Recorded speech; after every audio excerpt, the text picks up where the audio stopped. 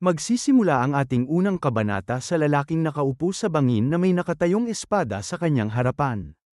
Na sinasabi niya na masdan mo ang wakas ng espada. Bago pumanaw ang aking master, ito ang habilin niyang iniwan sa akin kasama ng espadang ito. Pagkatapos iwas-iwas ang espada ng mahigit 100 taon, narating ko ang dulo ng landas ng espada, ngunit sa harap ng papalapit na kamatayan, naging walang saysay ang lahat. Na makikita ang bibig niya na nagsusuka ng dugo. Pinagsisisihan ko na inubos ko ang buhay ko sa pagkahumaling sa espada. At pagkatapos makikita ang lalaking ito na ating bida na nakahandusay sa lupa. Habang sinasabi niya sa isip na sana'y nabuhay na lang ako ng karaniwan. Tiningnan siya nito at sinabi na ano, at pagkatapos ay masaya siyang sinipa nito habang sinasabi pa na nagpapakaordinaryo ka pa. Patuloy na masayang tinadyakan siya nito habang sinasabi pa na anak ka ng babaeng Samira sa ating angkan, isipin mong swerte ka nang hindi ka ipinagtabuyan. Na napatakip na lang siya ng kamay sa ulo habang tinatadyakan siya nito. At pagkatapos sinabi sa kwento na ang tanyag na House of Poison and Hidden Weapon Arts, ang Tang family ng Sichuan ay bumagsak. Isa sa mga bagong puwersang nagpasalimuot sa dating kaayusan ng siyam na sekta sa Miriam. Ang Heaven's Brilliance Demon Lord, Yeon Jung-hyuk. Kapag tinanggihan ng alok niya, at lalo na kapag may babaeng nagustuhan niya, hihilingin niyang pakasalan siya. At kapag binaliwala o tinanggihan, kukunin niya ito ng sapilitan. Ang ganitong pagkasira ulo ni Yeon Jung-hyuk ay umabot din sa Sichuan Tang family. At ang Poison Phoenix, Tang Ji-hai, ang napili niyang target. Hinarap ng Sichuan Tang family si Yeon Jung-hyuk, na dumating upang kunin si Tang Ji-hai, at buong lakas silang lumaban at nanalo. Ngunit dahil inubos nila ang lahat ng kanilang yaman at lakas, nauwi ito sa pagbagsak ng buong angkan. At pagkatapos makikita ang uwak sa itaas ng bubong ng bahay. At pagkatapos ay lumipad ito. Patuloy sa pagsuntok sa ating bida ito na makikita ang mukha niyang napangiwi. Muli na namang sinabi nito sa kanya habang bumagsak siya sa lupa na paano ka sisuko ngayon. Mahaba pa ang landas. Nangangalit ang mga ngipin niyang tumingin ng masama dito. Muli na naman siyang tinadyakan nito at sinabi na anong magagawa ng pagngingit-ngit mo. Kung may sama ka ng loob, sa ina mo ibunto ng sisi. Habang papaalis ang tatlo na iniwan siyang nakahandusay sa lupa, sinabi niya sa isip na ito ang araw-araw kong buhay. Dagdag pa niya habang gabi na siyang umuwi sa kanilang bahay na dahil napukaw ng aking ina ang atensyon ng Heaven's Brilliance Demon Lord at nasira ang angkan, ang mga salitang puno ng hinanakit at malupit na kamay na itinutok sa aking ina ay umabot din sa akin. Binuksan niya ang pintuan na naghihintay ang kanyang ina, na sinabi sa kanya na anak, bakit ka nahuli? Nagulat ito nang makita niya ang kanyang anak. Ito pala ay ang ina ni Yong Myeyong, ang Poison Phoenix Tang Ji-hai. Mabilis na tumakbo ito papalapit sa kanya at sinabi na bakit ganyan ang mukha mo? May nangyari ba? Nagpanggap siya na napahawak ng kamay sa ulo nang umising sinabi na wala ito. Biglang samuka siya ng dugo, na ikinagulat ng kanyang ina. Agad na hinawakan siya sa kamay ng kanyang ina at maluhaluhang sinabi sa kanya na huwag kang magsinungaling, inaapi ka ba nila? Sumagot siya at sinabi na hindi. Nadapa ako mag-isa habang naglalaro kasama ng mga kaibigan. Hinawakan ng kanyang ina ang mukha niyang malungkot na sinabi na paano kung magkapilat ang mukha mo? Tumugon siya na mag-iingat na ako sa susunod. Kaya huwag kang mag-alala. Dagdag pa niya habang hinawakan ang kamay ng kanyang ina. Pagkatapos ay humakbang na siya. Nakatingin ang kanyang ina habang patuloy lang sa paglalakad si Yong Myeyong. At sinabi niya sa kanya na anak, kumain ka na ba? Tumugon siya na pasensya na, wala akong gana. Magpapahinga lang ako sandali. At ilang sandali pa ay makikita na siya sa kanyang kama na nakahiga. Napakagat siya ng labi habang sinasabi sa isip na alam kong hindi mo kasalanan, inay. Pero wala akong mapagsabihan ng reklamo. Dagdag pa niya na naiisip ang mga ito na kapag nagsalita ako, mas malala ang balik. Ganoon din ang nangyari sa ama. Napangit-ngit na lang siya ng mukha na sinabi pa niya sa isip na kahit na umalis kami sa Tang family, sino ang magpoprotekta sa amin, mag-ina? Tumulo ang kanyang luha at sinabi pa sa isip na magiging iba kaya kung nandito si ama. At pagkatapos ay sumapit na ang umaga. Muli na naman siyang tinamaan ng sipa sa katawan. Habang nakahandusay sa sahig at pinagmamasdan siya ng may pangungutya, sinabi ng puti ang buhok na bata, tigilan mo na ang pagiging exaggerated. Hinawakan siya sa buhok na sinabi pa na huwag kang maging drama queen, simula pa lang ito. At pagkatapos ay muli na naman siyang binigyan ng mga suntok nito sa mukha. Na sinabi pa niya sa kanyang sarili habang binubugbog siya ang mga ito, gaano katagal pa kami mabubuhay ng ganito. Napatingin naman sa likod ang dalawa nang may magsalita na, guys. Sobra na yan, hayaan nyo na. Hawak ang kahon na ito na may laman na pangturok na sinabi pa na naghahanda ako ng husto para makipaglaro kay Yeon Myeyong, kaya huwag nyo siyang pagurin bago pa kami magsimula. Masayang itinaas ito na sinabi ng puti ang buhok na heto na naman tayo. Ano naman ito ngayon? Kumuha ng isa ito na sinabi na dahil lalahok tayo sa leader competition, hindi ba dapat subukan natin ang lason na gagamitin natin doon? Ito pala ay si Tang Yang-ryong. Napatingin ang dalawa nang patuluin ang lason sa dulo ng karayom. Agad namang inupuan siya nito sa likod para hindi makagalaw na siya ay napasuka. Sinabi pa nito sa kanya na isang maling karayom, pilay ka. Magpasalamat kang hinahawakan kitang mabuti. At ito naman pala ay si Tang Jonhil. Lumapit si Yang Ryong, hawak ang lason na ituturok sa kanya, na sinabi na Yeon Myeyong, hindi naman kita papatayin. Kapag napatunayan na ang bisa, bibigyan ka namin ng antidote, okay? Makikita ang mukha niyang nangingit-ngit sa galit.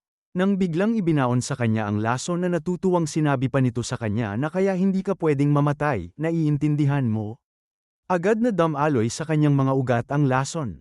Habang umiiyak, makikita ang lason sa kanyang mukha na sinabi pa ni Yang Ryong sa kanya na naku, ang bilis ng reaksyon sa balat. Yeon Myeyong, tiisin mo. Kaya mo yan. Na makikita ito sa kanyang mata na masaya pang ginawa niya ito sa kanya. Sinabi pa niya sa kanyang sarili habang bumuhos ang ulan na hanggang kailan ko kailangan tiisin. Na makikita siya sa gitna ng ulan habang nakabulagta sa lupa. Tila pumasok na ang lason sa kanyang mga mata na makikita ito na namumula. Sinabi pa niya sa kanyang isip na kung ipipikit ko na lang ang aking mga mata ngayon, mas magiging madali. Kung gayon, sino ang magpoprotekta sa aking ina? Napakagat siya ng labi na sinabi pa niya sa kanyang isip na kung sana lang ay hindi ako ipinanganak na mahina. Kung kaya ko lang harapin ang mga to, hindi naman ako humihingi ng sobra. Dagdag pa niya habang umiiyak sa gitna ng ulan na gusto ko lang maging sapat ang lakas ko para protektahan ang sarili ko at ang ina. Gusto ko lang ng normal na buhay. Biglang isang espada ang bumagsak sa kanyang harapan na kanyang pinagtatakahan. May gulat siya sa mukha nang makita niya ito. Na napasabi pa siya sa isip na isang espada. Kailan pa ito nandito? Bigla siyang napatayo na sinabi pa niya habang nakatingin dito na kakaiba. Sigurado akong hindi ko pa ito nakita, pero parang pamilyar. Na parang akin. Hinawakan niya ito, at lumakas ang hangin na lumiwanag ito nang mahawakan niya. Biglang pumasok ang alaalang ito na sinasabi niya habang hawak ang espada na sa mahigit 100 taong pag-ensayo sa espada. Narating ko yun. Sword form, sword beginning, sword path, at ultimate sword. Lahat yun, ginawa ko para sa iisang bagay. Na nakatingin siya dito na sinabi pa na ilang linya na ba ang hinati ko? Makikita ang dugo sa kanyang bibig na. Sinabi pa nito na ngunit sa dulo. Napakawalang saysay. Tiningnan niya ang kanyang kamay na may dugo na sinabi pa na kahit narating ko ang dulo ng espada, hindi ko mapigilan ang kamatayan. Bumagsak ang kamay nito na sinabi pa na nilalamon ako ng pagsisisi. Kung magkakaroon lang ako ng pangalawang buhay. Nasabay pa nilang sinabi, hawak ang espada na gusto kong mabuhay ng isang normal na buhay. Hawak niya ang espada na sinabi pa sa isip na sa buhay na ito rin. Naalala ko na ang lahat. Na sinabi nilang dalawa na ako ay isang swordmaster sa nakaraang buhay ko. At ang Tang Yeon Myeyong ng kasalukuyang buhay. Mula ngayon, mamuhay ng normal na buhay. At pagkatapos ay makikita ito na nakahawak sa espada. Na makikita sa dilim. Isang malakas na paghiwa sa kadiliman na lumiwanag sa kanyang unahan. Ang kamay niya ay dahan-daang inilalabas sa liwanag. At pagkalabas ay makikita na ang kamay ng ating bida. Na siya ay makikita na palabas na mula sa kadiliman. At pagkatapos ay sumapit na ang umaga. Na natapos na rin ang pag-ulan na makikita ang dahon ay basa pa. Sa liwanag ng umaga makikita ang kanilang bahay. Agad na hinabol siya ng kanyang ina na sinasabi na saan ka pupunta. Sugatan ka ng todo kahapon. Tumugon siya na huwag kang mag-alala, ina. Walang masamang mangyayari, na makikita ito na may pag-aalala sa mukha. Na masayang kumaway pa siya sa kanyang ina na sinabi na babalik ako. At pagkatapos ay nagpatuloy na siya sa paglalakad. Habang pinagmamasdan siya ng kanyang ina. At pagkatapos, makikita ang punong ito. Kung saan nakasandal dito ang may puting buhok na napatingin dito na may pagtatakang sinabi na hindi naman iiwas sa atin si Yeon Myeong ngayon no. May pagtataka din si Tang Jonhil na sumagot na grabe rin kasi yung binigay natin sa kanya kahapon. Kung ayaw niyang makita siya ng mama niya na ganyan, dapat hindi na siya magpakita, di ba? Pero may tapang pa rin yung bata. Napangisi naman ito na sinabi na tapang? Anong tapang? Dagdag pa nito habang nakalagay ang kamay. Sa kanyang likod ng ulo na wala na yon. Kung magpakita siya, bubugbugin natin siya ng husto. Dagdag pa nito habang ngumisi silang dalawa na at kung hindi, tatawagin natin ang mga bata at pagtatawanan siya. Biglang napatingin si Tang Jonhil sa gilid na napasabi na ayan siya. Na makikita siya na tahimik na papalapit sa kanila. Napatingala naman ito nang sabihin ng nasa itaas ng puno na ang tagal mo. Tumalon ito mula sa itaas habang sinasabi na akala ko hindi ka na darating. Nag-alala pa ako. Napangisi ang dalawa nang dumating siya, habang kumaway naman si Tang Yang Rayong na masayang sinabi na hoy, Yeon Myeong. Dito, bilis. Seryosong nakatingin naman sa kanya ang ating bida. Tumigil siya sa paglalakad nang sinalubong siya nito. Sinabi nito sa kanya na Yeon Myeong mukha kang hindi man lang nasaktan. Dagdag pa nito sa kanya habang napataas ng ulo na bakit mukha kang walang gallows. Tumugon siya na kung ganun lang, hindi ako masasaktan, Moon-chan. Nagulat naman silang tatlo sa kanilang narinig buhat sa ating bida. At pagkatapos napaturo ito sa kanyang ulo na ang dalawa sa kanyang likuran ay masayang nakatingin sa kanya na sinabi pa na ha. Yung umiiyak sa sakit kahapon, ano raw ang sinasabi? Ngumisi ito at sinabi na tama, ganyan lang, di ba? Kailangan mo ba ng hot compress?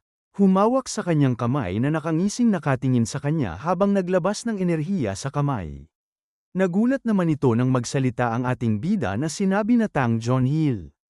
At Tang Yang Rayong. Napadaong palad naman ito, at pagkatapos ay inilagay ang kamay sa pisnging masayang sinabi na anong meron. Tinatawag tayo ni Yeon Myeong sa pangalan natin. Tumingin ito ng kakaiba sa kanya na sinabi pa na ngayon. Ang Yeon Myeong natin gusto yatang mamatay. Napatingin siya dito habang malakas na tumatawa na sinabi pa ni Tang Yang Rayong na kulang pa ba ang lason kahapon. Dapat bang doblehin natin ngayon? Sinabi pa ni Moon-chan na bakit mo ako tinatanong.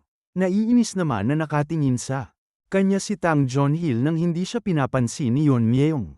Sa sobrang inis nito ay malakas na bibigyan ng malakas na suntok siya habang sinisigaw na bakit di mo tignan yung tao sa harap mo.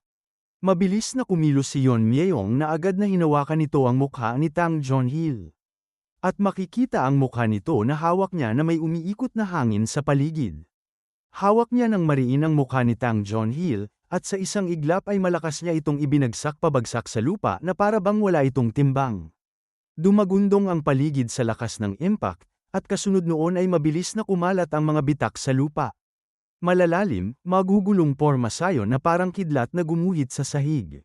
May hindi namang makapaniwala ang dalawa sa kanilang nakita na napasabi pa na ano. Dagdag pa ng mga ito habang makikita ito na tila nawala ng malay na paano. Isang suntok lang bagsak na agad si Jonhil. Sinabi pa ni Tang Yang Rayong na dapat hindi naman siya marunong sa martial arts, paano nangyari to? Sumagot si Moon-chan na ewan ko. Makikita ang mukha nito na sinabi pa ni Yeon Myeong na kung kaya niyong gawin. Walang dahilan para hindi ko kaya. Tumingin siya ng seryoso na sinabi pa niya na sabi niyo sasali kayo sa clan leader competition, di ba? Naglakad siya papalapit sa kanila habang naglabas ng malakas na hangin na sinabi pa niya na papasok kayo na ganitong level ng skills. Napangiwi si Moon-chan ng mukha na sinabi sa isip na ano ba to? Itong batang to. Ibang tao na siya paggising niya. Makikita ang paa nito na sinabi pa niya sa kanyang sarili na kalma, Tang Moon-chan. Na off guard lang si Jonhil sandali. Mabilis na tumalon ito papunta sa kanya habang sinasabi pa sa isip na taon tayong nag-training para sa competition. Hindi tayo matatalo ng kagaya niya. Umatake si Moon-chan kay Yeon Myeong habang sinisigaw na tingnan natin kung masabi mo pa yan pagkatapos makita ang kakayahan ko. Hinarang lang niya ng isang kamay ito. Na makikita ang mata niya na lumiwanag na nakatingin dito. Pinaikot niya ang kamay nito na ikinagulat niya habang sinasabi ni Yeon Myung sa kanya na kung ganito ang level ng mga sasali. Habang mahigpit niyang hawak ang kamay ni Moon-chan, unti-unting lumalakas ang pagpihit niya rito. Sobrang diin, sobrang tumpak, na para bang alam niya mismong kung saan titiklop ang buto at saan sisabog ang kirot. At makikita kung paano napilipit ang katawan ni Moon-chan. Na sinabi pa ni Yeon Myung na mukhang tiyak na kung sino ang magiging clan leader. At dito na po nagtatapos ang unang kabanata.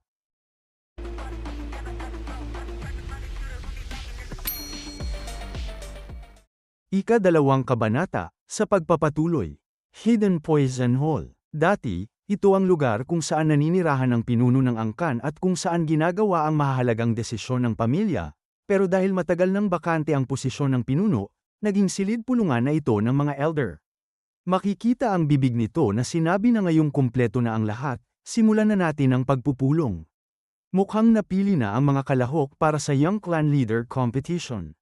Makikita siya na sinabi pa ng elder na kaya gawin na natin ang huling desisyon tungkol sa paglahok ng anak ng Poison Phoenix. Si Tang Yeon Myung, hindi pa niya opisyal na inihahayag ang kanyang paglahok.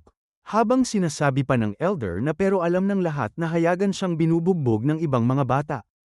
Papalapit naman si Yeon Myung hawak sa buhok si Young Ryong na hinahatak ito. Na ang nakakita sa kanya ay nagugulat. Wala siyang ipinakitang anumang nagawa hanggang ngayon. Dapat walang tatutol sa pag-alis sa kanya sa kompetisyon, tama ba? Napalaki naman ng mga mata ito at napasabi na pero hindi ba't si Tang Yeon Myung ay dugo ng dating pinuno ng angkan. Na makikita siya na patuloy na naglalakad. Sinabi naman ng elder na ito na kung aalisin natin siya, maaaring questionin ang pagiging lihaytimo ng kompetisyon sa hinaharap. Tumingin ng seryoso ang elder na ito na sinabi na naiintindihan ko ang sinasabi mo, pero hindi ba mas malaking problema kung may isang walang kakayahan sa martial arts na magpapababa sa antas ng kompetisyon? Dagdag pa nito sa kanila na kahit na siya ay dugo ng dating pinuno, ngayon ay wala siyang naging papel kundi maging pabigat sa ating pamilya, tama ba? Biglang pumasok siya sa pagpupulong na malakas na binuksan ang pintuan. Nagulat ang mga ito sa biglang pagpasok niya. Seryosong makikita naman ang mukha niya na nakatingin sa mga ito. May hindi makapaniwalang mukha naman ito na napasabi na Tang Yeon Myung. Nakasalubong naman ang kilay ng elder na ito na nakatingin sa kanyang sinabi na, Tang Yeon Myung, ikaw, naiintindihan mo ba ang ginagawa mo ngayon? Tumugon siya na naiintindihan ko ang sinasabi mo. Makikita siya sa gitna ng pagpupulong na napasabi sa kanya ang elder na ano. Biglang nakita nila ang hawak ni Yeon Myung na ikinagulat nila. Itinaas niya ang ulo ni Young Ryong habang makikita ang mata nito ay namumula, na tila tinurukan din siya ng lason na itinurok sa kanya dati. Nagulantang ang elder na ito nang makita niya na may pagtataka, at pagkatapos sinabi ni Yeon Myung na sa lahat ng panahon. Sobrang nasakal ako, at marami akong tiniis sa Tang family. Pero ngayon, hindi ko nabalak na tiisin pa. Napahawak naman ito sa kanyang ulo na napasigaw na saktan ang batang kalahok sa Young Clan Leader Competition ng ganito. Hindi mo ba alam na ito ay isang seryosong krimen, ang saktan ang isang kalahok? Sigaw naman sa kanya ng isang ito habang nakatingin sa kanya ng kakaiba ang ibang elder. Sinabi naman sa kanila ni Yeon Myung na alam ko nang mabuti ang mga patakaran ng pamilya. Pero, wala namang problema sa awayan ng kapwa kalahok, di ba? Napasabi naman ito sa kanyang isip na ano ba ang sinasabi ng batang ito. Muli na namang sinabi sa kanya ng elder na ito na Tang Yeon Myung. Ano ang sinasabi mo ngayon lang? Sinasabi mo ba na gusto mo talagang lumahok sa Young Clan Leader Competition ngayon? Tumugon siya na hindi ba sapat ito? Tumingin sa kanya ito na sinabi na ano? Sinabi pa niya sa elder habang makikita si Tang Jonhil na siguro gusto niyong tingnan ang bakuran sa labas ng main hall.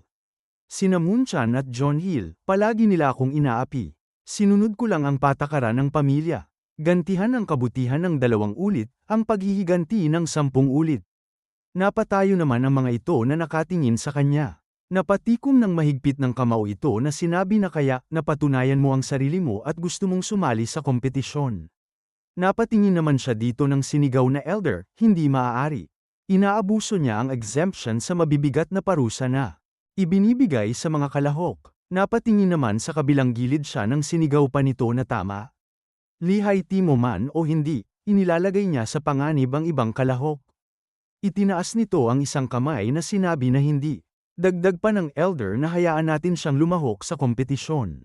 Napatingin ang mga ito na sinabi na elder. Sinabi pa nito habang napatikom ng kamao ng mahigpit na kung ganyan siya kumpiyansa, bakit natin siya pipigilan? Bakit haharanggan ng isang lihay timo at may kakayahang batang gustong lumahok? Nakatingin siya dito na sinabi pa ng elder na Tang Yon Myeyong. Sana tumutugma sa kakayahan mo ang ipinapakita mong kumpiyansa. Kung hindi ikaw ang maging young clan leader, babayaran mo ang nangyari ngayon. Na makikita ito na sobrang galit sa kanyang nakatingin. At pagkatapos makikita ang kanilang bahay habang may nagsasalita na paano mo nagawa ang ganoon na bagay. Dagdag pa ng kanyang ina na sasali ka sa young clan leader competition. Tumugon siya na kailangan yon, ina. May gulat sa mukha ng kanyang ina na sinabi sa isip na sa ganoon na desididong tono. Hindi lang ito isang pagsabog o isang kapritsyo. Yon Myeyong. Isang pangalan na ibinigay na may kahulugan na makaligtas hanggat maaari. Na seryosong nakatingin siya sa kanyang ina.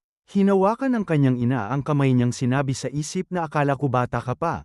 Ngunit ngayon ay nararamdaman ko ang presensya ng isang dakilang tao. At pagkatapos sinabi niya dito na hindi ko tatanungin kung paano mo natutunan ang iyong mga teknik. Ni paano mo nadaig hindi isa kundi 3 bata. Seryosong sinabi pa sa kanya ng kanyang ina na sagutin mo lang ako ng isang bagay. Kumpiyansa ka ba tungkol sa young clan leader competition? Sumuntok siya sa kanyang palad at nakangiting sinabi na sino sa tingin mo ako? Ako ang anak ng Poison Phoenix. Napakagat ng labi ang kanyang ina na maluhaluhang sinabi na ikaw. At pagkatapos ay mabilis na niyakap siya nito habang sinabi na talagang lumaki ka ng mabuti. Sobrang ipagmamalaki kita. Niyakap din niya ang kanyang ina na sinabi sa isip na ang yakap ng ina ay mainit. Gusto kong patuloy na protektahan ang aking ordinaryong buhay. Naiisip niya ang elder na ito na sinabi pa niya sa kanyang isip na anumang bagay na nakakagambala sa buhay na ito, tatanggalin ko silang lahat. Na makikita ang kanyang mata na may seryosong tingin.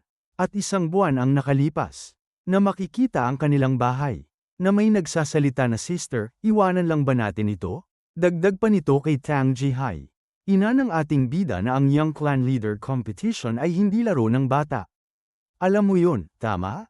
Bawat sandali ay mahalaga. Tumugon ito sa kanya na hayaan mo siya. Dapat may dahilan siya, tulad ng nakita mo. Dagdag pa niya habang patuloy sa paglalakad sila na hindi siya isang bata na kumikilos ng walang plano, tama ba?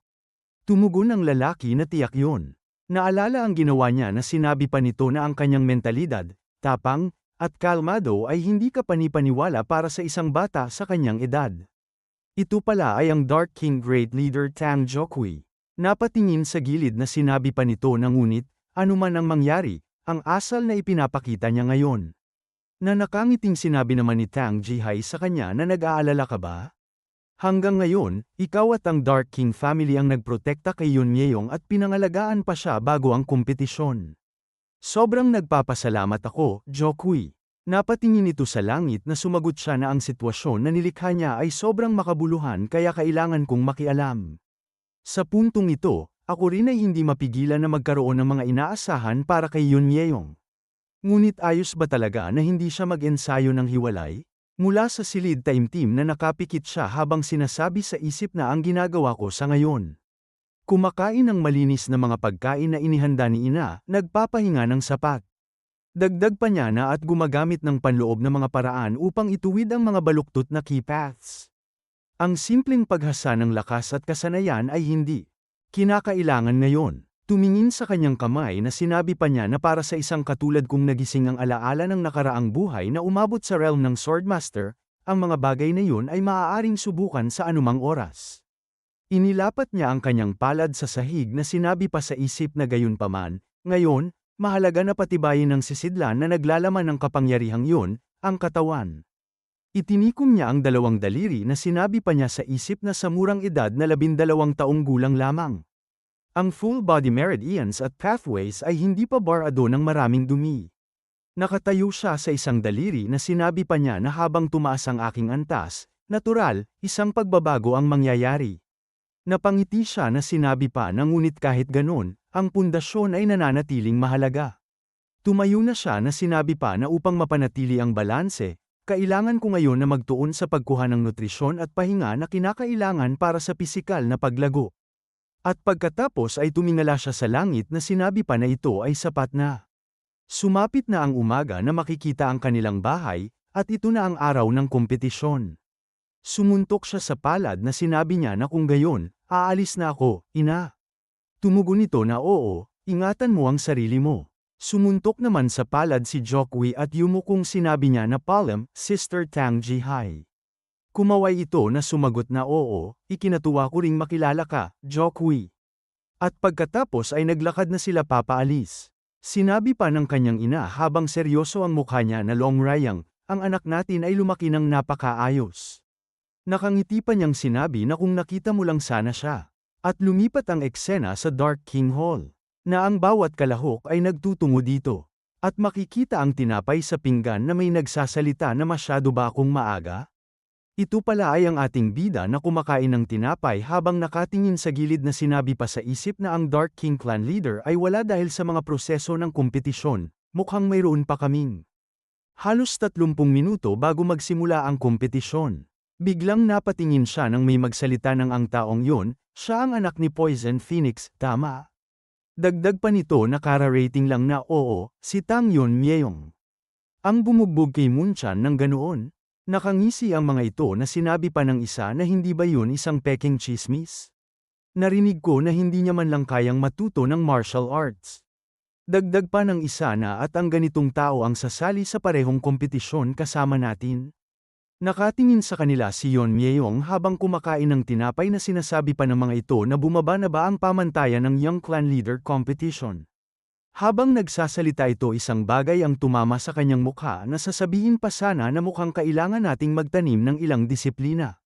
Agad itong bumagsak sa lupa na sinigaw ng mga kasamahan niya na hoy, ayos ka lang ba? Nangangalit naman ang ngipin nito na sinabi na ang taong yon, bigla siyang gumamit ng hidden weapon. Nagulat naman ang isa na sinabi na sandali lang. Hindi ito hidden weapon. Ito ay kalahating kinain na rice cake. Hindi, paano ang paghagis ng ganoon na bagay ay magiging sobrang lakas? Naiinis pang sinabi nito na itong bata na to. Hindi natin siya palalampasin. Si Munchan, 2 kasama lang ang dala, pero tayo ang dami natin. Lumapit sa kanila si Yon Myeyong habang sinasabi na gayon paman, hindi ba ninyo narinig kung paano binugbog si Munchan at ang kanyang grupo? Lumiliwanag ang mga mata niyang sinabi pa na wala akong pakialam, maranasan niyo muna. At kahit putol ang braso, hindi tumakas si Munchan, di ba? Napangiwi ng mga mukha ito na sinabi pa niya na kayo, bilang mga kalahok, hindi kayo tatakbo, tama? Sumugod ang mga ito sa kanya habang sinisigaw na atakihin siya ng sabay-sabay. Patayin ang walang hiyang yan. Makikita ang bakas sa mukha ng palad niya sa taong ito na tila nawawala ng malay. Nanunood naman ang isang ito sa laban na makikita ang mukha niyang napangiwi. At sinabi niya, na ang batang ito ay, isa ba siyang kalahok sa kompetisyon, tama? Mabilis na tumakbo ito habang sinasabi na maaari bang may nangyari? Makikita ang mukha nito na napasigaw siya na kayong mga bata. Ano ang kaguluhan na ito? Nakita niya ang mga kalahok ay nakahandusay sa sahig na napasabi pa ito na ano ang nangyari dito. Muli na namang kumain siya ng rice cake habang sinasabi na nandito ka na pala. Dagdag pa niya habang nakaupo sa mga ito na nababato na ako sa paghihintay. At pagkatapos ay ngumiti siya dito. Nagtataka ito habang sinabi pa niya na huwag mali ang pagkakaunawa. Sila ang unang nagsimula ng gulo. Na napatapik na lang siya ng kanyang ulo. At pagkatapos, sinigaw ng mga ito na mahirap tong balewalain. Grand Elder, paano nagkaroon ng maraming sugatan bago magsimula ang kompetisyon? Kung ganitong tao ang magiging Young Clan Leader, siguradong mas malala ang mangyayari. Napahimas naman ito ng kanyang balbas. Ito pala ay si Grand Elder Sok Jung. Sinabi pa nito habang makikita ang mga ito na nakahanay na baguhin natin ang isa sa mga patakaran ng kompetisyon. Sinabi naman ng babaeng ito na paano ba ito isinasagawa.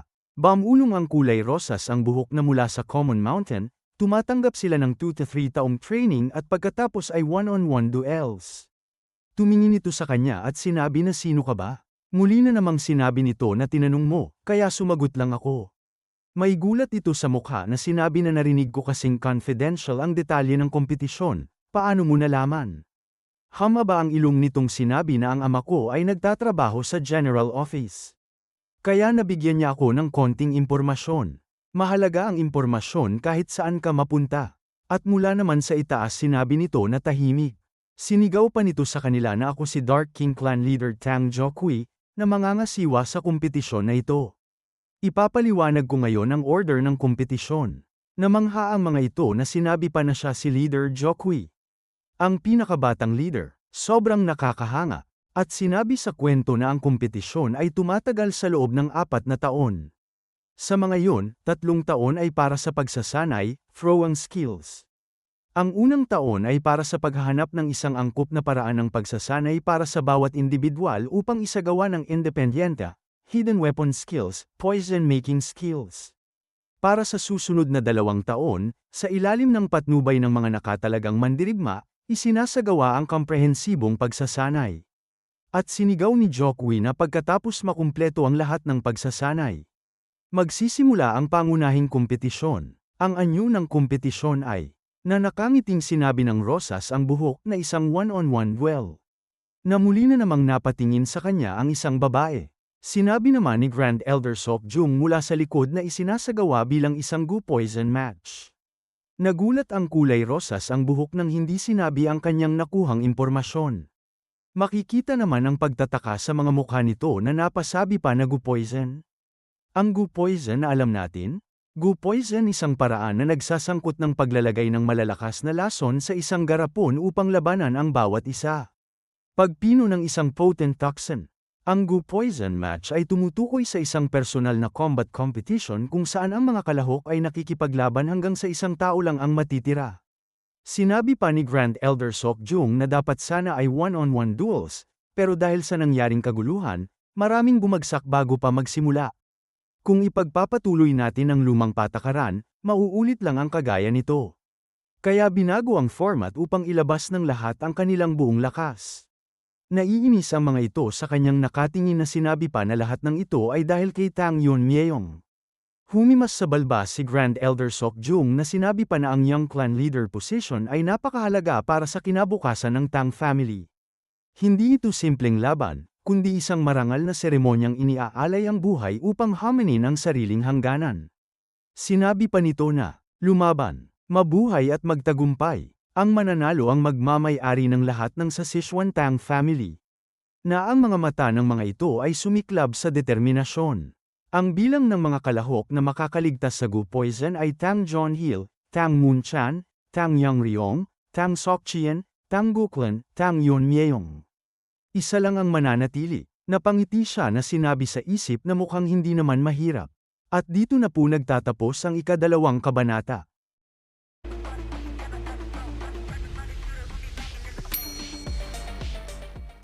Ika-3 kabanata. Sa pagpapatuloy, makikita ang Sichuan Province, Black Death Alliance Territory, Dark Moon Sword Sect Main Camp, Meeting Room. Na may nagsasalita na una sa lahat, salamat sa inyong lahat sa pagdalo rito. Alam kong abala ang bawat isa sa inyo sa kani-kanilang gawain. Sinabi pa nito na pero pakiusap, pakinggan ninyo muna ako. Alam na siguro ninyong lahat ang plano ng Angkang Tang nitong mga nakaraang araw. Tumugon ang may benda sa katawan na sinabi na tinutukoy niyo ba ang kompetisyon para sa batang pinuno ng angkan? Sinabi rin ng katabi nito na ayon sa mga especially iyan natin.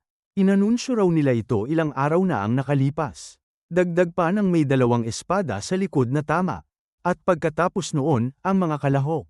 Ibig sabihin, ang mga anak ng Angkang Tang na may potensyal maging susunod na pinuno, ay umalis na sakay ng mga karuwahe. Siyempre, sa kasalukuyang estado ng Angkang Tang, kayang-kaya silang burahin ng ating pinuno kahit kailan niya gusto. Black Death Alliance Leader, Yu Hiljon. Pero sa ngayon, hinahayaan niya muna sila. Dahil may pakinabang pa sila sa atin. Sinabi pa nito sa kanila na halatang-halata na ang mga batang iyon ang magiging kinabukasan ng Angkang Tang. Kung may maling mangyari, magbibigay iyon ng isang hindi mababawi na dagok sa Tang family. Na sinabi naman nito na ang mga salita ng elder ng Dark Moon Sword Sect ay totoo nga.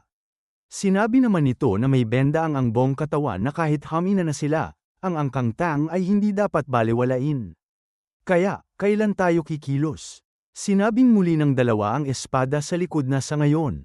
Wala muna tayong gagawin. Napatingin ang mga ito sa kanya nang sabihin pa na madali sana kung hahabulin natin ang kanilang karuwahe ngayon at puputulan ang mga punla na pinapalaki ng Angkang Tang. Pero hindi yun magiging tunay na dagok sa kanila, hindi ba? Ang kompetisyon para sa batang pinuno ng Angkang Tang ay tumatagal ng 4 na taon. Isipin ninyo, kung pagkatapos ng lahat ng paghihirap, lahat ng batang iyon na sinanay nila ay mamamatay sa mismong sukdulan ng kompetisyon, na sinabi pa nito na yun ay tiyak na isang nakamamatay na dagok. Sinabi pa ng babaeng ito na katulad ng nangyari sa Angkang Jegal at Angkang Moyong mula Yadong. Na nakangiti nitong sinabi na eksakto. Ito pala ay si Dark Moon Sword Sect, Makanho. Dagdag pa nito na sa ngayon, alamin lang natin ang direksyong tinatahak ng kanilang karuwahe at saka tayo kikilos pagkalipas ng 4 na taon. Makikita ang mga paa nito na sinabi pa niya na naayos ko na ang pagsubaybay. At hindi lang yon, nagtanim na rin ako ng maliit na binhi. Makikita sila na sinabi pa na posibleng tuluyan ng malaglag sa ating kamay ang Angkang Tang.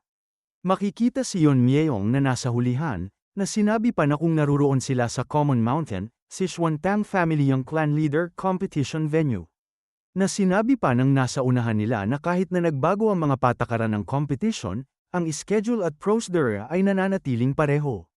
Lumingon nito na sinabi pa na sa panahon ng competition, ang mga kalahok ay tatawagin sa pamamagitan ng numero sa halip na pangalan. Ang bawat grupo ay binubuo ng 4, at kayo ay ang Group 7. Kaya number 27 Tang Aijon, number 26 Tang Miryo, number 25 Tang Yuri. Sandali, may kulang ng isa. Makikita siya na nakatingin sa gilid na sinabi pa ng lalaki na nasaan si number 28, at pagkatapos sinigaw ng lalaki na number 28. Bakit ka nahuhuli? Tumugon siya na pasensya na, nag-iisip lang ako sandali. Tumingin ang mga ito sa kanya habang sinigaw pa nito na walang oras para sa mga walang kwentang iniisip. Siguraduhin mong hindi ka mahuhuli. Sinabi naman niya sa kanyang isip na hindi ba nararamdaman ng taong nangunguna sa amin? Dagdag pa niya sa isip habang napatingin sa gilid na may naramdaman akong presensya mula sa likuran. Hindi ito mukhang isang ordinaryong dumadaan o isang escort mula sa Tang family. Lumapit siya sa kanila habang sinabi pa niya sa isip na sinusundan kami. At ilang sandali pa, ay nakaharap na sila sa isang malaking pader ng bato, na sinabi ng mga bata sa kanya na instructor. Ito ba ang lugar? Dagdag pa ni Tang Yuri na wala namang nandito. Mula sa malaking bato isang boses ang nagsalita na Group 7, ibigay ang password. Nagulat ang mga bata na napasabi na ano. Nagsasalita ang bangin. Sinabi naman ng instructor na Poison King of Hidden Poison. Bumukas ang bangin na muling nagsalita ito na kumpirmado. May gulat na pagkamanghang pagtataka ang mga bata sa kanilang nakikita. At pagkatapos ay isang pamaypay ang bumukas habang sinasabi na ikinagagalak ko kayong makilala, lahat. Na makikita ito sa nahating bangin na may takip ang bibig ng pamaypay. Sinabi pa nito sa kanila na ang pangalan ko ay Jegal Changshin, nandito ako para tumulong sa inyong competition.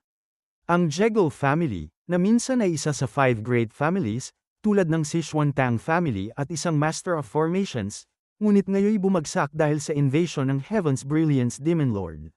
Ginabayan sila nito habang sinasabi na salamat sa suporta ng Angkang Tang. Bahagya lang nakaligtas ang aming pamilya. Dagdag pa nito na bilang kapalit, pinipigilan namin ang mga panlabas na puwersa na makialam sa kompetisyong ito. Napatingin si Tang Iljan sa gilid habang sinasabi pa ni Jegal Changshin ang Angkang Jegal ang tutulong sa pagsasagawa gamit ang aming mga formation. Sinabi naman ni Tang Yuri na ito ang teknik sa formation ng Angkang Jegal. Nakatingala namang sinabi ni Tang Aijan na hindi mo malalaman ang panahon o ang espasyo. Posible pala ang ganitong bagay. At pagkatapos ay muli na naman silang papasok sa isang espasyo, na may kakaibang mukha naman ang ating bida na napatingin sa kanya si Tang Miryo na sinabi sa isip na Tang Yun Myeyong. Ano na naman meron sa kanya? Wala na naman siyang konsentrasyon kahit kailan sa mga ganito. Iniisip ko lang, ganun din siya sa karuwahe noon. Na naiisip ito na sinabi sa kanila ng instructor na kapag dumating kayo, magsasama-sama kayo sa loob. Ng 3 taon, paano kung magpakilala muna kayo? Na nakatingin lang sa kanya ang 3. Napatingin naman siya sa mga ito nang sabihin ng isa sa kanila na ikaw si Tang Yon Myeyong, di ba? Dagdag pa nito na ako si Tang Yuri, Marami akong narinig tungkol sa iyo. Walang sino man ang dumating para sa competition na hindi nakakaalam tungkol sa away na nangyari sa araw na yon. Sinabi naman sa kanya ng kabutiang buhok na ako si Tang Aijan. Ikinagagalak kong makilala ka, medyo sikat ka, alam mo ba? Ikaw ang nag-iwan kay Tang Yangryong sa ganoong kalagayan. Hindi ba, na makikita ang kanilang karawahe na patuloy sa pagtakbo? Sinabi pa ni Tang Yuri na may lakas ka ng loob. Alam mo bang ang lolo niya sa tuhod ay isa sa 3 elder, tama? Maaaring ligtas ka sa loob ng 4 na taon ng competition, pero nabiglang sinabi sa kanya ni Yeon Myeong na ano ang sinusubukan mong sabihin. Kasalanan ko ba ngayon dahil naging gu poison match ito? Itinaas nito ang isang daliri na sinabi sa kanya na nakakagulat na nagbago ang mga patakaran, pero hindi ako naghahanap ng sisisihin. Sinabi naman ni Tang Miryo na kahit gustong-gusto ko talagang makipagtalo tungkol doon. Sinabi naman ni Tang Iljan na pero sige, anuman ang nangyari, magkasama na tayo ngayon sa iisang grupo. Napasabi na naman si Tang Miryo na hindi, gusto ko talagang makipagtalo. Dagdag pa niya na tumingin sa kanya na tingnan mo ang ekspresyon na yan. Mukha ba yan ng isang taong nagdulot ng abala? Napahinga na lang siya na naiinis na sinabi pa nito sa kanya na ano? Iniinsulto mo ba ako? Balik sa kanya na nakatingin pa din ito sa ating bida habang sinasabi sa isip na maaaring pinalampas ka ng iba. Pero hindi ako. Dagdag pa nito na nakatingin sa kanya na nakalagay ang daliri sa tainga na naghanda ako ng husto para sa araw na ito. Kung ang lalaking ito ay magdulot pa ng isa pang problema, hindi ko ito palalampasin. Sa sobrang tutok niya sa ating bida, nabangga niya si Tang Yuri. At sinabi nito sa kanila na bakit ka? Biglang huminto, tumugon nito na kasi. Mukhang nawala si Instructor Jegal. Nataranta ang mga ito na sinabi ni Tang Iljan na nasa harapan lang natin siya kanina, tapos bigla siyang naglaho. Dagdag pa ni Tang Yuri na saan siya pumunta. Nakatingin sa kanila si Tang Miryo na sinabi niya na kapag naligaw tayo sa formation, pwede tayong makulong sa spatial rift. Teka, posible bang naligaw mismo si Instructor Jegal sa sarili niyang formation? Natarante ito habang napatingin naman sa gilid si Yeon Myeong na sinabi pa ni Tang Miryo na hindi. Sandali, mas mahalaga, paano naman tayo? Paano tayo makakalabas dito? Sinabi pa ni Tang Yuri na siguro pag nanatili tayo rito, may darating na tutulong. Napatingin naman ito kay Yeon Myeong nang tahimik na sinabi pa na ha? Sinabi rin ni Tang Iljan na nakulong ba tayo dito nang hindi makagalaw? Tila may kinakapa naman si Yeon Myeong na sinabi pa ni Tang Yuri na sobrang natataranta na mayroon ba sa inyo ang may alam tungkol sa mga formations. Nakatingin naman sa kanya si Tang Miryo na sinabi sa kanyang isip na ano ang ginagawa niya. Hindi, sa halip, bakit siya kalmado? Makikita naman si Jegal Changshin na nakahawak sa baba na sinabi na ngayon, tiyak na nagpapanik sila sa loob ng formation. Sa 7 Locks Phantom Dome formation ng Jegal family, kung wala ang mga casters, walang makakatakas.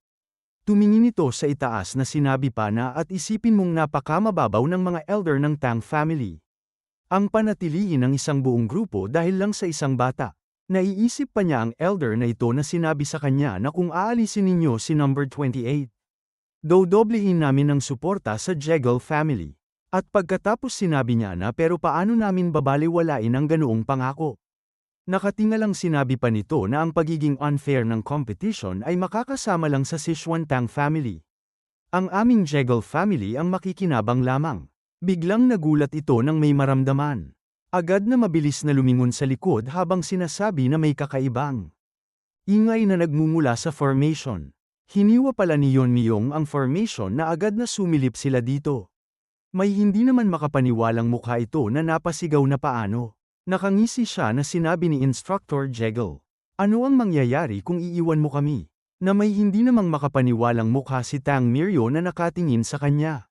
Dagdag pa niya na bakas pa din ang gulat sa mukha nito na hindi pa nagtutugma ang mga hakbang namin dahil baguhan pa kami. Kaya pakiingat naman. Tumugon ito sa kanya na oo, tama yan. Nagkamali ako. Nakatingin siya dito habang pinagpapawisang nakatingin din ito sa kanya na sinasabi sa isip na ano. Walang mali sa formation, paano siya lumitaw sa kinaroroonan ko? Nagtatanong na sinabi naman sa kanya ni Tang Yuri na Yeon Myeong. Paano mo ginawa yun kanina? Tumugon siya na hiniwa ko ito. Dagdag pa ni Tang Iljan na hiniwa ang formation. Ano ang sinasabi mo? Na naiinis lang na nakatingin sa kanila si Tang Miryo. At pagkatapos ay sinigaw nito sa kanya na ito ba talaga ang oras para mag-alala tungkol sa ganoong bagay. Maswerte tayong nakita natin si Instructor Jekyll ngayon. Tumuro ito sa unahan at sinigaw na huwag na natin siyang mawala pa at sumunod ng maayos sa pagkakataong ito. At pagkatingin nila sa unahan ay mabilis na nawala si Instructor Jekyll. Na napasabi ang mga ito na may gulat sa mukha na ha? Nawala na naman siya. Napahinga naman si Yeon Myeong at sinabi sa isip na tingnan mo ito. Makikita naman ang paas ni Instructor Jekyll na mabilis na tumatakbo habang sinasabi sa isip na buwisit, isipin mong ako, isang miyembro ng Jekyll family, ay tatakas sa loob ng formation. Dagdag pa niya na tila nakikita siya ng ating bida na ngunit ang mga mata ng bata na yon. Klase yon na hindi kayang lokohin ng simpleng trick. Paano magpapakita ng ganoong espiritu ang isang bata na halos 12 taong gulang pa lang? Makikita ang lagusan sa kanyang formation na sinabi pa niya na nakita ko. Ito ang exit na papunta sa training grounds. Mabilis na papalabas na ito sa kanyang formation. At pagkalabas ay tumakbo ng kaunti at pagkatapos ay lumuhad sa lupang sinasabi sa isip na sapat na ito. Dagdag pa nito na makikita ang mukhang pagod na anuman ang paraan na ginamit niya. Hindi siya dapat makarating dito. Biglang nagulat ito nang may mapakinggan na Instructor Jekyll. Napatingala ito at nakita ang lalaking ito na napasabi siya na Warrior Wonjin. Ito ay ang Group 7 Supervising Officer Tang Wonjin. Tiningnan siya nito at sinabi na hindi ka mukhang maayos. At wala akong makita na mga kalahok ng Group 7. Dagdag pa niya na pinagpapawisan nito na anong nangyari. Sumagot ito ng pautal yutal na well. Nabiglang napaisip ito na sinabi sa isip na manatiling kalmado, naghanda ako para sa ganitong uri ng pagtatanong. At pagkatapos sinabi niya kay Woonjin na tila hindi lalahok ang Group 7 sa competition. Tumugon ito sa kanya na ano ang ibig mong sabihin. Sinabi pa ni Jekyll Changshin sa kanya na may naiinis na tingin na matagal akong naghintay. Ngunit hindi nagpakita ang mga kalahok. Maaaring inatake sila ng mga bandido o ligaw na hayop sa lugar. Dagdag pa nitong sinabi sa kanya na nakakalungkot, ang mga aksidente ay nangyayari ng walang babala. Mukhang kailangan nating magpatuloy nang wala ang Group 7. Biglang, mula sa likod niya ay nagkaroon ng bitak ang formation, na ikinagulat nito. Napatingin naman na may pagtataka si Wonjin dito. Napalingon si Jekyll Changshin na napasabi na hindi ito maaari. Ang formation, mabilis na humawak ng sandata si Wonjin at sinabi na may nanghihimasok ba? Agad na pinigilan siya nito at sinabi na hindi, sir, sandali, hayaan mo muna akong mag-check. Hawak ng ating bida ang patalim na tinusok niya ang formation. At ilang sandali pa ay nabasag ito, na ikinagulat ni Jekyll Changshin. Napalingon nito na napasabi na nabasag ito. Isa sa pinakamataas na formation ng angkang Jekyll, ang 7 Locks Phantom Dome Formation. Nabasag ng ganun kadali, na makikita siya mula sa loob ng formation. Nakangiti siyang nakatingin sa labas habang nakatutok pa din ang patalim niya sa unahan. Halos tumulo ang luha nito at sipon sa ilong na hindi makapaniwala. Na napangiwi naman ng mukha si Wonjin nang makita nila ito. Ngumisi siya ng kakaiba na sinabi pa na nakakagaan ng loob. Sinabi naman sa kanya ni Jekyll Changshin na kamusta na kayo. Nag-alala ako, at dito na po nagtatapos ang 3 kabanata.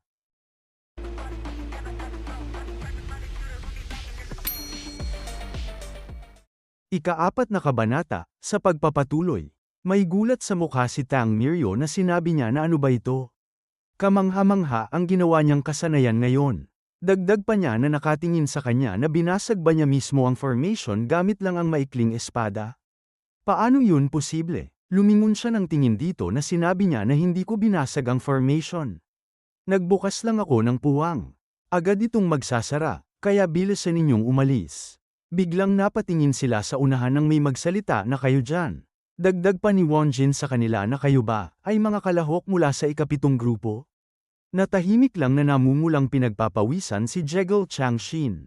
Agad naman tumugon si Tang Miryo sa kanya at sinabi na oo, pero sino ka ba?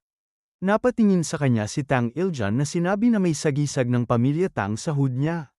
Na makikita naman ang mukha ni Yeon Myeong na napalaki na lang ng ilong na nakasimangot. Seryosong tiningnan sila ni Wonjin at sinabi na nag-alala ako na baka inatake kayo tulad ng sinabi ni Instructor Jekyll. Buti na lang hindi. Nagtayuan naman ang balahibo ni Jekyll Changshin nang tiningnan siya ni Yeon Myeong at sinabing nagtataka na inatake. Napahinga siya at nakangiting sinabi na mukhang napagkamalan ninyo kami na naliligaw. Pero dahil minarkahan ninyo ang pasukan ng formation, madali namin kayong nakita. Sasabihin sana ni Tang Iljan na hindi niya yun ginawa. Nang biglang tinakpan ng bunganga nito ni Tang Yuri at ibinulong naman ni Tang Miryo na bakit siya nagsisinungaling. Tumugon ng mahina si Tang Yuri na siguradong may dahilan. Makikita si Jekyll Changshin na sinabi ni Yeon Myeong sa isip na mukhang nasa ilalim siya ng utos ng pamilya Tang. Sa ngayon, palalagpasin ko muna dahil hinala ko lang ito. Dagdag pa niya na seryosong nakatingin dito na pero pagkatapos ng kompetisyon, kapag napatunayang nakipagsabuatan siya sa mga elder, bubunutin ko ang buong angka ng Jekyll. Pautal-utal nitong sinabi sa kanila habang napaturo ng daliri. Sa itaas na haha, patawad sa ipinakita kong pagkukulang. Kung ganun, pupunta na ako para tingnan ang nabasag na formation. At pagkatapos ay mabilis itong tumakbo papalayo. At sinabi naman sa kanila ni Wonjin na may kaunting ingay dito kanina, pero maligayang pagdating sa inyong ligtas na pagdating. Ang kakulangan ng inyong escort, humihingi ako ng tawad para sa kanila. Dagdag pa nito sa kanila na ikinagagalak ko kayong makilala. Ako si Tang Wonjin, kasapi ng Bongwi Brigade, na magiging responsable sa inyong pagsasanay sa panahon ng kompetisyon. Seryosong nakatingin naman dito si Tang Miryo na sinabi na ang Bongwi Brigade. Sinabi pa niya sa isip na akala ko naglaho na yon, ilang taon na ang nakalipas. Ang Bongwi Brigade, isang direktang puwersang militar sa ilalim ng dating batang pinuno ng angka ng Tang. Bawat isa sa kanila ay kasing lakas ng isang dakilang pinuno, isa sa pinakamalalakas na puwersa ng pamilya Tang. At pagkatapos tumingin ito sa ating bida habang nangungulangot na sinabi pa sa isip na ang dating batang pinuno ay ang ina ni Yeon Myeong. Ang Poison Phoenix, tama? Kung ganun, pinitik niya ang kulangot papunta kay Tang Miryo habang sinasabi na pero, bakit wala ka sa loob ng pamilya Tang? Naiinis naman sinabi ni Miryo sa kanya na hay naku, hindi mo man lang siya nakita kahit minsan. Napatingin siya ng seryoso nang mapakinggan pa niya na ilang taon na ang nakalipas, nakipaglaban kami ng buong desperasyon para protektahan ang aming Panginoon, ang batang pinuno na Poison Phoenix, laban sa Heaven's Brilliance Demon Lord. At labis kaming natalo. Ngayon, dahil nabigo kaming protektahan ng aming Panginoon, kami ay walang iba kundi mga makasalanan lamang. Dito nagtatapos ang pagpapakilala. Ngayon, makinig kayong mabuti habang ipapaliwanag ko ang mga patakaran ng kompetisyon. Nagkatinginan naman silang dalawa na nagtatakang sinabi na makasalanan. Sinabi pa sa kanila ni Wonjin na ang unang taon ng kompetisyon ay panahon para sa malayang pagsasanay. Maaari kayong magsanay ayon sa gusto ninyo at makakatanggap kayo ng martial arts scriptures o pagtuturo batay sa inyong pagganap. Napasabi naman si Yuri na kung ganun, ang alamat na teknik ng pamilya Tang, ang 10,000 Heavenly Flower Rain na nawala noong lumaban sa Heaven's Brilliance Demon Lord. Kasama rin ba yun? Naalala ni Wonjin ito habang sinasabi na ang 10,000 Heavenly Flower Rain ay ibinibigay lamang sa magiging batang pinuno ng angkan. Kahit hindi kumpleto, ang esensya ay naipasa ng mga elder. Esensya, ang kinakailangang impormasyon upang gamitin ang isang partikular na martial art. Sinabi naman sa isip niya na ang 10,000 Heavenly Flower Rain, ang teknik na gumagamit ng napakaraming nakatagong sandata na parang bagyo, tama ba? Sinabi pa niya habang naiisip ito na napatingin sa kanyang kamay na parang sword control technique. Sword control technique, paggamit ng inner energy para kontrolin ang mga espada nang hindi hinahawakan. Baka kaya ko yung gayahin kahit kaunti? At muli na namang sinabi sa kanila ni Wonjin na matatanggap ninyo ang esensya ng 10,000 Heavenly Flower Rain mula sa mga elder. Isa-isa, kung kaya ninyong gamitin ang teknik na ito, hindi ko alam. Dagdag pa niya na masyado na akong maraming nasabi. Mula ngayon, mag-focus lang kayo sa pagsasanay. Kung sama-sama o magkakahiwalay kayong magsanay, kayo ang bahala. Nakatingin ng seryoso ang mga ito na sinabi ni Yuri na paumanhin, mandirigma. Saan po kami titira? Saan kami matutulog? Nagulat ang mga ito nang sabihin sa kanila ni Wonjin na hindi ba't natural lang na maging self-sufficient sa gubat na ito. Akala nyo ba mag-e-ensayo kayo habang nakahiga sa komportableng kama? Napagilid ito ng ulo na sinabi pa sa kanila na ang kaginhawaan ay hindi nagpapalakas sa inyo. Sa antas ninyo ngayon, ang pinakamahalaga ay ang makapag-angkop sa matinding kapaligiran. Na sinabi pa ng nasa likod ni Yana noong panahon ko. Hindi na ito itinuloy. Dagdag pa ng isa ng mga bata ngayon. Itinaas naman ni Wonjin ang kanyang kamao. Na sinabi pa niya habang makikita ang bukol sa ulo ng dalawa na ngayon, magsimula na kayong magsanay ayon sa inyong sariling paghatol. Nakayuko silang tatlong umalis na tila nadismaya. Nagulat naman si Wonjin na isang nagsalita na kung kwalipikado. Na sinabi pa niya na pwede bang mamuhay ng komportable at matulog sa magandang kama. Mahalaga ang nutrisyon habang lumalaki. Sa tingin ko, hindi naman kailangan na mag-angkop sa kapaligiran ng gubat na ito. Nagulat naman ang tatlo sa kanilang narinig. Naiinis na tumingin ang mga ito sa kanya, habang sinsabi ni Wonjin na ano ang sinasabi mong bata ka. Naiisip ni Wonjin ang nangyari hindi pa gaanong katagalan na sinabi pa niya sa isip na sukdulan ng kayabangan. Pero kung siya ang batang nakabutas ng barrier, baka mabuting subukan kung ano ang kaya niya. Nilamutak ng tatlo siya habang sinasabi ni Iljan na ikaw na batang walang alam. Namumula sa inis din si Mirio na sinabi na ano ba ang pinagsasabi mo? Hinawakan naman siya sa damit ni Yuri na sinabi na ano ka ba? Ano ba ang tingin mo sa sarili mo? Natigil sila nang sabihin ni Wonjin na sige. Kung makapasa ka sa pagsubok, maaari kang tumira sa manor sa loob ng formation. Dagdag pa nito sa kanya na pero kung mabaygo ka, mas mabuti nang ihanda mo ang sarili mo, kalahok numero 28.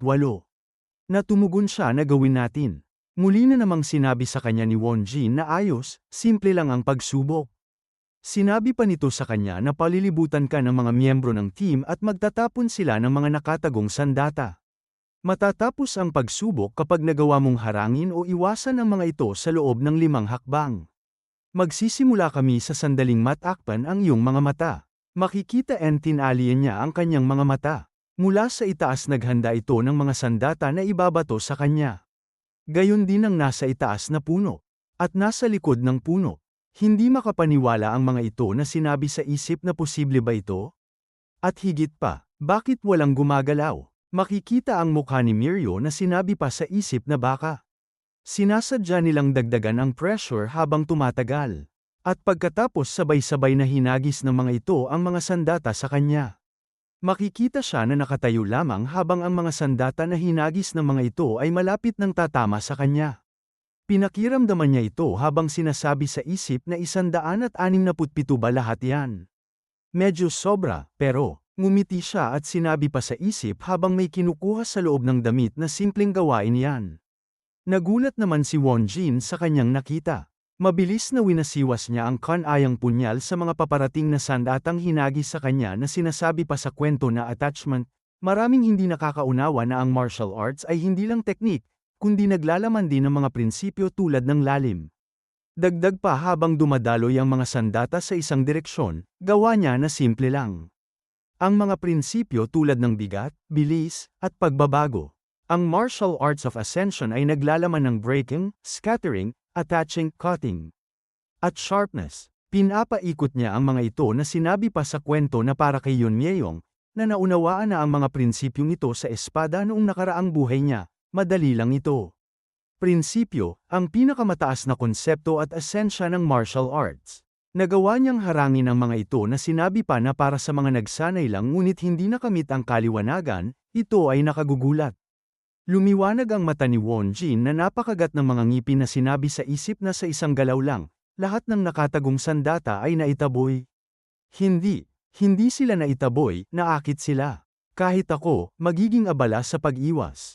Napasabi naman si Yuri na ano ang nasaksihan natin. Dagdag pa ni Iljan na lahat ng sandata ay na-neutralize sa isang swing lang.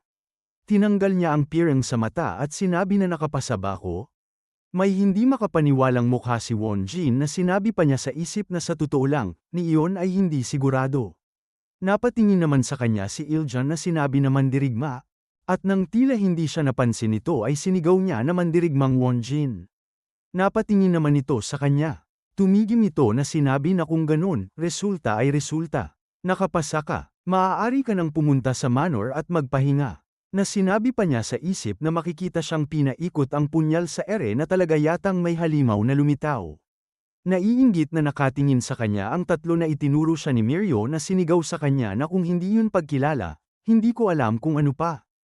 Hoy, hindi mo iniisip na iwanan ang iyong team para mag-enjoy mag-isa sa komportable, tama ba? Tumingin lang ng kakaiba siya dito. At pagkatapos ay ngumisi. Tumalikod siya sa mga ito at sinabi na wow, siguradong iba ang lasa ng pagkain sa manor. Pero nagbibigay ba sila ng pagkain dito sa gubat?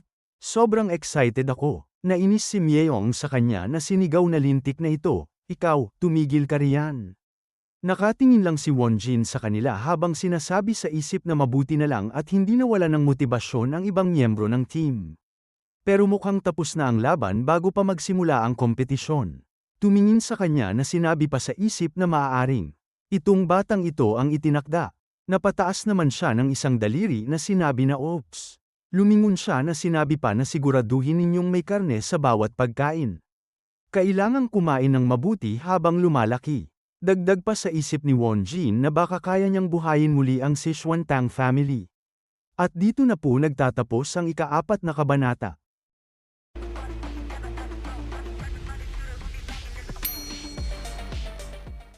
Ika-5 kabanata. Sa pagpapatuloy, makikita ang kagubatan. Ang mga wolf na ito ay kinakagat ang karne ng hayop.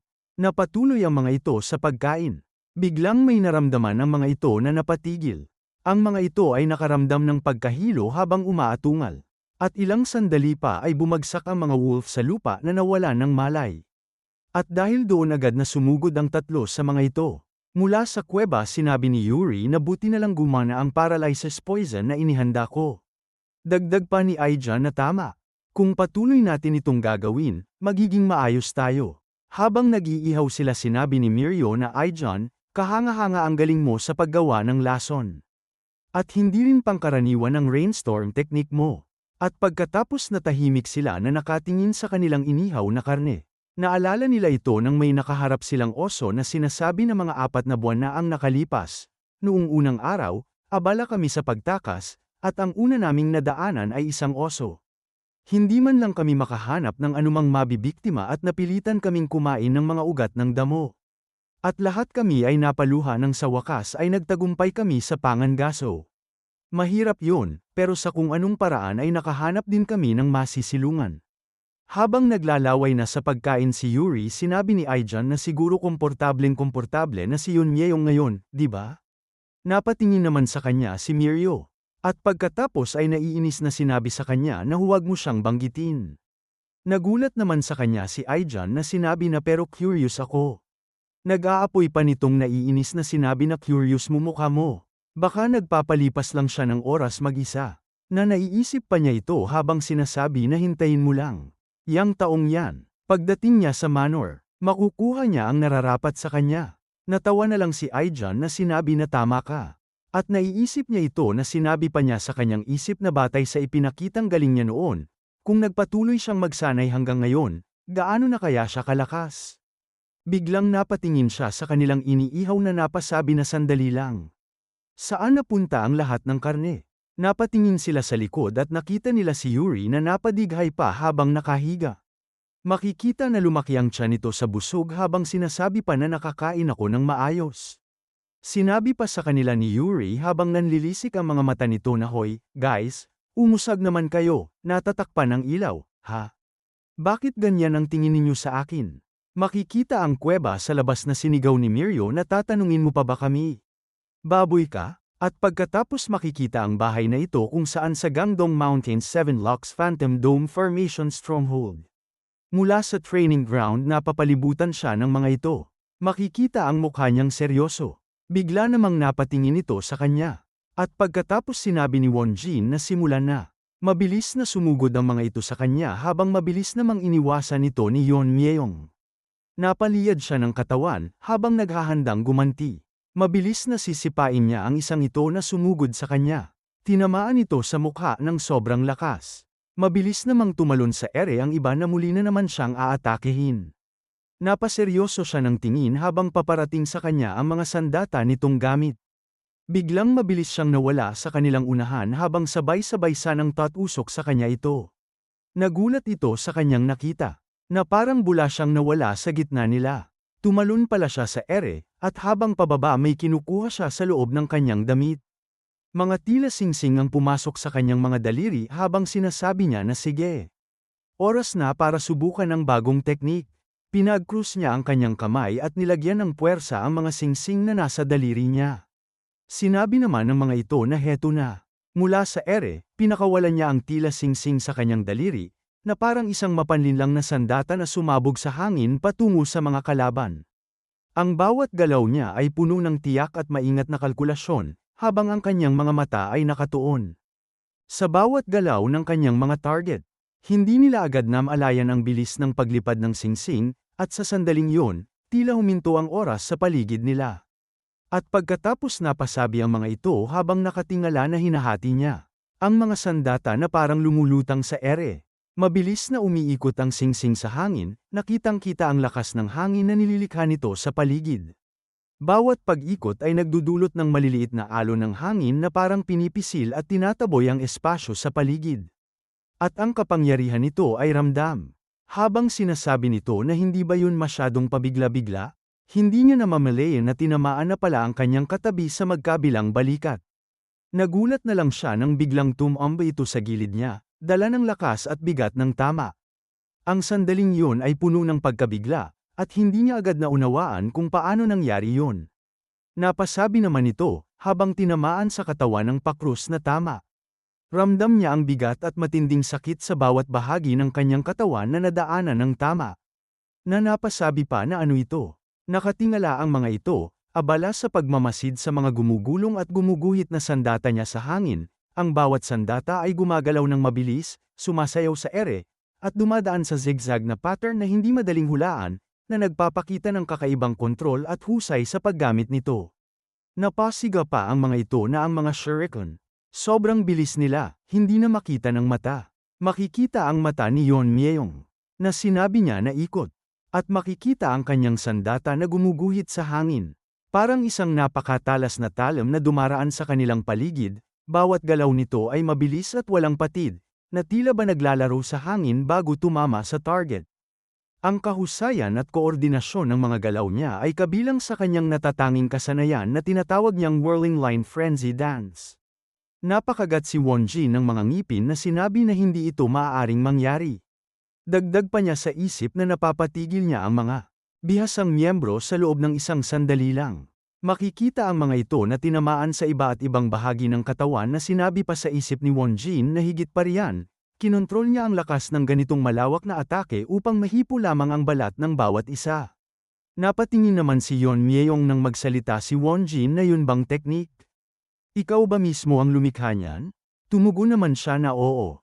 Pinagmasdan niya ang ginamit na sandata niya habang sinasabi na kapag naipit ka sa teknik na ito, halos imposibleng makaligtas. Tunay na nakamamangha ang kasanayan mo. Dagdag pa niya sa kanya na maaari ko bang malaman ang pangalan ng teknik na ito? Tumugon siya na pinangalanan ko itong whirling line frenzy dance. Sinabi pa sa kanya ni Wonjin na nauunawaan ko. Ang paggamit ng whirling line frenzy dance ay tiyak na kumakain ng napakaraming internal energy. Paano mo nagagawa na mapanatili ito? Tumugon siya habang makikita ang librong ito na minsang humingi ako sa mandirigma ng manual tungkol sa mga teknik sa mata. Napabuka ng palad si Wonjin na sinabi pa sa kanya na tama, may dalawang teknik, piercing sky eyes at current flow eyes. Ngunit pinili kong irekomenda ang piercing sky eyes dahil ang current flow eyes ay hindi pa ganap o kumpleto. Nagulat ito nang sabihin niya na ganap ko ng nahasa at na-master ang current flow eyes. Makikita ang simbolong ito na sinabi pa sa isip ni Wonjin na nahasa niya na ang current flow eyes. Ito ang isa sa pinakamatandang eye techniques ng pamilya Tang, pero paano niya nagawa iyon? Sinabi sa kanya ni Yeon Myeong na bagaman nawawala ang ilang bahagi ng esensya. Ramdam ko na ang teknik na ito ay kabilang sa ascendant martial arts. Dagdag pa niya dito habang napapalibutan ng green na guhit na sa paggamit ko ng current flow eyes, sapat na ang makita ko ang landas ng paglipad upang maipukul ko ang sandata ng may perpektong katumpakan. At halos hindi kumokonsumo ng internal energy. At pagkatapos sinabi sa isip ni Wonjin na hindi na ako Magugulat pa. At sinabi niya na pinunan mo ang kulang na asensya sa pamamagitan ng sariling pag-aaral at pagtuklas. Panahon na para sabihin ko sa'yo. Nagtatakang napatingin naman siya dito habang sinasabi sa kanya na sa loob ng 2 buwan, pupunta rito ang mga miyembro ng iyong team. At haharapin nila ang parehong pagsusulit, sa eksaktong parehong kondisyon na iyong dinaanan. Dagdag pa niya habang makikita ang ibang Group 7 na sa katotohanan, ipinakita na nila na kaya nilang harapin ang pagsusulit. Ngunit, ipinangako nila na babalik sila na mas pinatalas ang kanilang kakayahan. Masaya lang sinabi niya na ganun ba? Tumalikod siya habang sinasabi pa na nasasabik akong makita kung gaano nakalakas ang mga kaibigan na iyon. Nakatingin sa kanya si Wonjin na sinabi pa niya sa isip na nag-aalala kaya siya tungkol sa kanyang team. Dagdag pa niya habang makikita ang kanyang larawan na kung ano man ang gagamitin ng mga batang yun para sa pagsasanay, sa tingin ko, wala naman sigurong gaanong epekto. Nakatingala siya sa langit na sinabi pa na tadhana. Noong nakaraang buhay ko, ang tanging taong may koneksyon ako ay ang aking guro, ang Sword Ghost. Ngayon, sa kabila ng aking pinagmulan at mga nagawa, may mga ugnayan na nabubuo, na maaring ituring na bahagi ng isang karaniwang buhay, hindi ba? Nakangiti pa niyang sinabi na sa hindi malinaw na dahilan, gusto kong makita sila sa lalong madaling panahon. Mula naman sa kuweba na iinis na sinigaw ni Miryo na kinain mo lahat. Sumagot sa kanya si Yuri na pasensya na. Pasensya na, tuloy-tuloy lang akong kumain.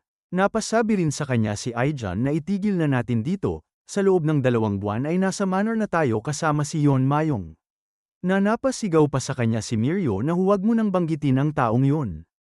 At pagkatapos, makikita ang kanilang mga paa na sinasabi na sa unang araw ng pagsasanay, baguhan pa lang talaga kami. Ngunit ngayon, nakamit na namin ang isang ganap na naiibang antas ng lakas kumpara noon.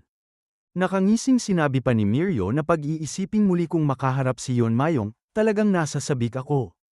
Nakangusong sinabi naman ni Yuri na hihiwin ko sa gitna ang ulo niya. Natahimik lang si Aijan. Hindi naman makapaniwala ito sa kanila habang sinisigaw pa ng mga ito na babagsak si Yomyeong. Panalo ang ika-7 pangkat. Habang papalabas na sila sa formation sinabi naman ito sa kanyang isip na ano bang meron sa kanila. Natatakot ako, makikita ang palasyong ito na may sumisigaw na Tang Yon Mayong. Lumabas ka rito ngayon din. May mga kakaibang mukha sila na sinabi pa ni Miryo na bakit sobrang tahimik. Napangisi si Miryo na napahawak sa babang sinabi na tumakas ba siya? Haha, dagdag pa ni Yuri na sayang naman, gusto ko pa naman sanang basagin ang ulo niya. Mabilis namang lumingon si Miryo habang sinasabi na Tang Aijan, tahimik ka lang mula kanina. Ikaw, napasabi pa siya na ha? Nang makita niya si Yon Mayong na nakaakbay kay Aijan. Nagulat ang mga ito nang sabihin niya na nagtatago lang ako para sorpresahin kayo. Anong balak niyong gawin sa ulo ko? Ngumisi siya ng kakaiba na sinabi pa na ang cute-cute ninyo.